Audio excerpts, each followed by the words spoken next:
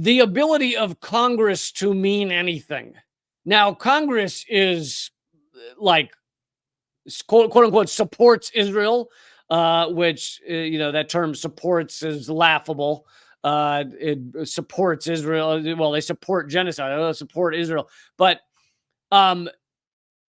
they just voted 412 to 1 to that anti-Zionism is anti-Semitic, which is not true at all. But despite the fact that Biden could probably get any amount of military weaponry sent to Israel already, we've sent 15,000. I mean, that's just the amount they could find out about. I'm sure it's more than that. 15,000 bombs to Israel to drop on Gaza. Already, Israel has dropped enough explosive power to be something like 3 Hiroshima atomic bombs. Already, the amount of devastation across Gaza is worse than the firebombing of Dresden during World War II. Anyway, despite the fact that Congress would have approved all of anything Biden wanted, that wasn't quick enough for the Biden administration, for this genocidal administration. So the U.S. government skipped congressional review to approve, quote, an emergency sale of tank shells to Israel. An emergency sale. So we're sending emergency tank shells to Israel to commit an ongoing genocide, an ongoing crime against humanity, an ongoing atrocity, an ongoing ethnic cleansing. We are sending emergency tank shells to them to do that, to help them do that. That is what the Biden administration is doing. Now, again, I am not at all saying Congress wouldn't have voted for this. They absolutely would have. They would have voted for it twice if they could. They would have sat there mashing the yes, yes, yes button if they had a choice. But that wasn't fast enough for the Biden administration. So, and I try and say the Biden administration as much as possible, because let's be honest, he's not doing a goddamn thing. He's not even there. He doesn't know what room he's in. These aren't his decisions. Anyway, and I'm sure if he disagrees with something that his, Blinken and the others, the Joint Chiefs, want to do, they just dress up as his dead father and come to him as a ghost, and he thinks it's real, and then he does whatever the dead ghost tells him to do. I'm sure that's how it's working right now. Anyway, they skipped congressional review, which Congress has a few kind of basic jobs. Like I said, the UN's base level job is don't allow a genocide. That's basic. Congress has a few base level jobs. And one of them is to declare war and control the purse strings of the country. Now, they gave up the right to declare war back basically since Vietnam. They never declare war anymore. It was a thing that the president had to go to Congress and say, hey, we're going to war. And then apparently, at some point, they realized, well, then we have to actually talk about going to war. We have to have a debate about whether we should go to war. Instead, we, the U.S. government, would like to just bomb willy-nilly all the time. 90-some% of our existence as a country, we have been bombing somewhere. And so they decided that slows us down too much. Not to mention, there is, back when they were deciding this, back in the 60s, 70s and shit, there was a slight level of democracy in Congress. There was a little bit of actual congressional, Congress people that would do what the people wanted, just a little. And that was too much for the U.S. war state. So now the war machine, the military-industrial complex, they just bomb, doesn't matter when. No, there's no declaration of war by Congress. So the only remaining, power that Congress had in terms of these atrocities being committed all over the world was the purse strings.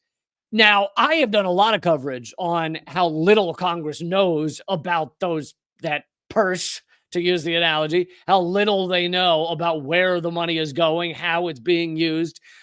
Everything from the fact that 70% of the munitions being sent to Ukraine were not ending up on the front lines, meaning they were being sold to various, terrorist organizations or wherever a Ukrainian corrupt general wants to sell a missile. wherever. It doesn't matter. But the point is, they were not ending up on the front lines, much of them.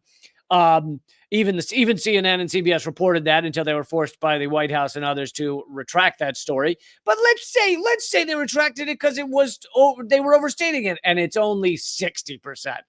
Still, that means that we don't know where the actual armaments are going. So you've got that factor of having no idea about this mass destruction, levels of mass destruction, who's getting what arms and weapons of mass death. Then you have another level of not knowing where the money is being spent or how it's being spent, and that is the trillions of dollars. It used to be $21 trillion of unknown financial adjustments, unaccounted for financial adjustments in the Pentagon's books. I've covered that extensively. There's also a couple of select articles in Forbes, and there was an article in The Nation about it. And the reason I can actually point out where the articles were is because there were about five. There were about five reporters bold enough to actually cover the fact that trillions of dollars was missing and continues to be missing. Now it's probably far higher than 21 trillion, but it was 21 trillion. So that's another level of the Congress having no idea where this money's going. Add on top of that the fact that the Pentagon has never been successfully audited. The Pentagon has tried to audit themselves, which is a legal requirement. They've legally been required to have an audit every year since 1996, and they never did it until like 6 years ago. They finally got forced into having an audit 6 years ago, and now they've done 5 audits, and each one takes like a year with over 1,000 auditors, accountants, or whatever, tax professionals, whatever the hell they are. Over 1,000 people work on it for a year or more. And every time the Pentagon comes out and says, hey, good news, we failed our audit. Meaning we cannot account for where the money's going. We can't even account for who's working here. We can't account for, as former Defense Secretary Robert Gates says, we can't account for how many people work in any given section or area of the Pentagon.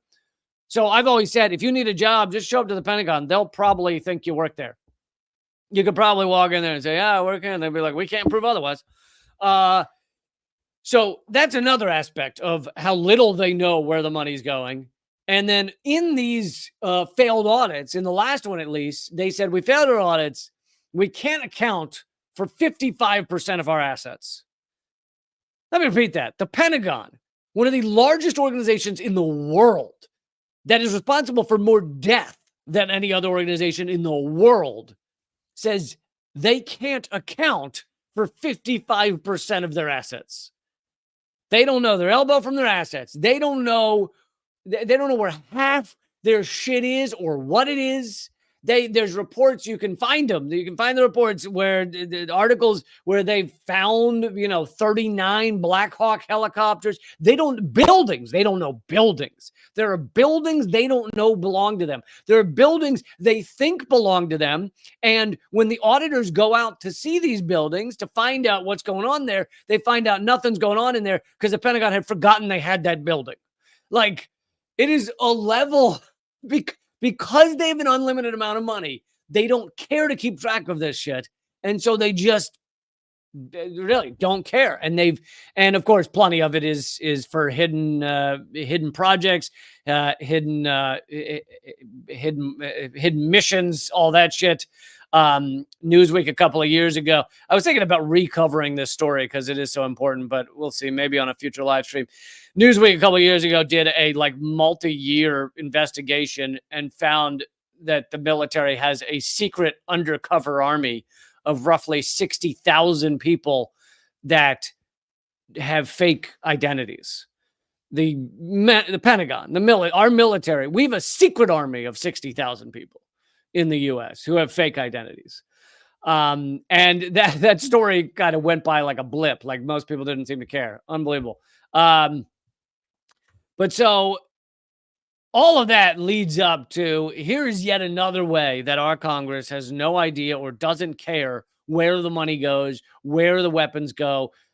They do not care. And here is the White House skipping congressional review to just send more tank shells to Israel for this genocide.